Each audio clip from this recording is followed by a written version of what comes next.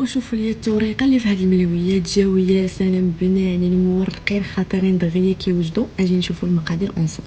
غتاخدي 4 الكيسان ديال الدقيق وكتزال الفينو. المهم في هاد الشيء كامل هو انك ما تقويش العجينه بزاف باش ما تغلبكش ويطلع لك الدم علاش كاع درتي هاد الملوي. كنديروا شويه الملح ونعجنوا بالماء دافي. العجينه ديالها خصها تكون رطبه مدلوكه مزيان ما قاصحاش وما كتلصقش. درتها بالزيت خليتها ترتاح واحد نص ساعه، من بعد قسمتها لكويرات صغارين ودزت نوجد لي زانغريديون باش نخدم. هنا عندي الفينو مع نص خماره، عندي الزيت مع النشا هي اللي كتعطيني ديك التوريقه وديك التقرميشه المسمن. كتخلطوهم مزيان حتى يولي لكم بهذا الشكل. وعندي الزبده صافي كتورقوها هكا طويله المسمنه ديالكم. كندهنها بشويه ديك الزيت ديال الزيت مع النشا والزبده والفينو مع الخماره ونطويها بهذا الشكل هذا. ملي كنسالي كنبدا باول وحده طويتها كنورقها هكا غير شويه، ما ديروهمش رقاقين الملوي ما خصوش يجي رقيق. وكنبقى نقلبهم ضروري البنات نخليهم يتحمروا مزيان على جهه واحده وتقلبوا فيهم باش يطيبوا لكم مزيان ويتنفخوا بالصحه والراحه. هانتي وجدتي اسهل ملوي بنين ومور.